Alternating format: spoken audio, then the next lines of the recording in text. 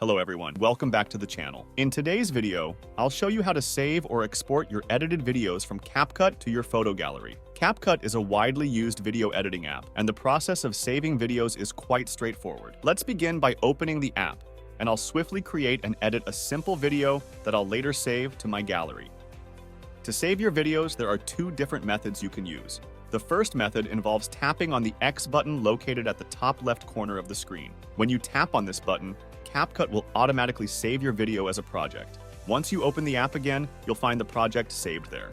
Tapping on it will open the editor, allowing you to continue editing the file. However, please note that this method does not save the video to your photo gallery or allow you to share it on social media platforms. To save the video to your photo gallery, tap on the resolution button located next to the arrow icon. This will open the export settings, where you can select the resolution and frame rate for your video. Increasing these settings will enhance the video quality, but it will also result in larger file sizes. Therefore, if storage space on your device is limited, it's advisable to keep these numbers relatively lower. After selecting your video export settings, tap on the arrow button and wait for a few seconds or minutes, depending on the size of your project. Once exported, you can exit the app and navigate to your photo gallery. There, you'll find your video successfully saved from the CapCut editing app.